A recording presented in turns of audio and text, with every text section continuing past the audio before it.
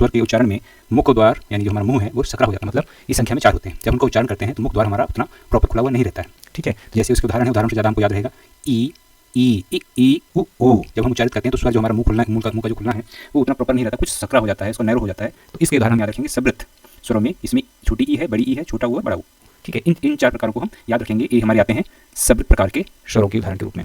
तो अगर कभी आता है कि सवृत प्रकार के स्वर कौन से होते हैं तो हमको याद होना चाहिए कि वो स्वर हैं जिनको बोलते समय हमारा मुंह का द्वार होता है थोड़ा नैरो हो जाता है, सकरा हो जाता है।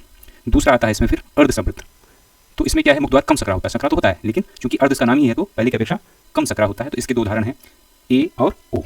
ठीक है, ए नहीं है, ए ओ औ। तो इसमें कौन से वाले पार्ट हैं, उनके शुरुआती पार्ट हैं अर्ध, जिसमें आते हैं ए वाले। ठीक है, जबकि पहले वाले में क्या था, सवृत में दोनों ई थी और दोनों प्रकार के ऊ थे। ये हमारे पे ए और ए हमारे अर्ध सवृत प्रकार के में आते हैं दोनों। फिर आता है तीसरा जो महत्वपूर्ण है, विवृत प्रकार के स्वर जो उच्चारण जब हम करते हैं तो मुख का द्वार पूरा खुला होता है। जो मुख का द्वार है हमारा मुंह है पूरा ओपन होता है, जैसे आ। तो इस प्रकार के ये 2 उदाहरण दिए हुए हैं। तो अगर इस तरह का कभी आता है कि तो हम अपना अंदर बोल करके देख लेंगे कि इसमें मुंह का द्वार है हमारा किस प्रकार खुल रहा है, और उससे हम चीज़ों को जब अभ्यास किया रहेगा तो हमको दिक्कत नहीं होगी इसमें। तो ये विवृत प्रकार के 2 उदाहरण याद रखने हैं कि इसमें हमारा मुंह का द्वार पूरा खुल जाता है। इसके बाद चौथा आता है इसमें अर्धविवृत। तो अर्धविवृत के स्वर में मुख का द्वार अर्ध खुला होता है, जितना पहले खुलता था आ के संदर्भ में उसमें उसे अर्ध खुला होता है, उससे आधा खुलता है। तो इस संख्या में होते हैं हमारे 4। तो जैसे उसमें बड़ा आ था तो इसमें क्या है, केवल छोटा आ है, ए, औ, आ,